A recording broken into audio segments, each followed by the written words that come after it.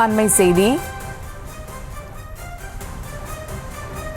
காங்கேயத்தில் மாமனாரை சுட்டுக்கொண்ட மருமகனும் உயிரிழந்திருக்கிறார். அண்மை செய்தியாக பார்த்து வருகிறோம். இது குறித்த மேலும் விவரங்களோடு இணைகிறார் செய்தியாளர் நித்யானந்தன். வணக்கம் நித்யானந்தன், விவரங்கள். நிச்சயமாக சுபா. கொடுவாய் அருகே எல்லப்பாளையத்தில் விவசாயம் செய்து வருவர் பழனிசாமி, வயது 70.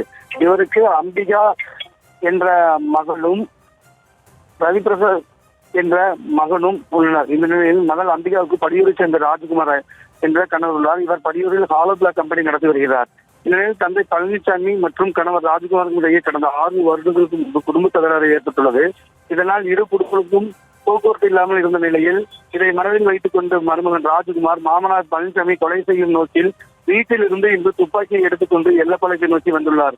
அப்போது பழனிசாமி ஆடு மாடுகளை வைத்துக் கொண்டு எதிரே வந்த நிலையில் தான் மறைத்து வைத்திருந்த துப்பாக்கியை எடுத்து 5 முறை பழனிசாமியின் வயிற்றில் சுட்டுக் கொன்றுவிட்டு பின்னர் ராஜ்குமார் தனது வீட்டிற்கு படியூர் சென்று விட்டு எனது மாமனாரை கொன்றுவிட்டேன் என்று கூறிக்கொண்டு தன்னைத்தானே நெற்றியில் துப்பாக்கியை வைத்து தற்கொலை செய்து கொண்டார்.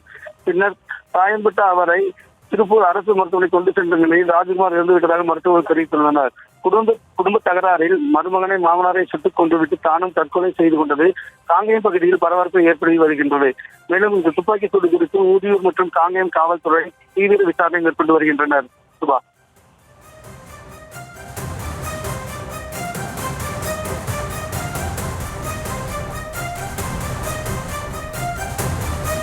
விவரங்களுக்கு நன்றி நித்யானந்தன். செய்திகளை உடனுக்குடனும் துல்லியமாகவும் தெரிந்து கொள்ள சப்ஸ்கிரைப் பண்ணுங்க.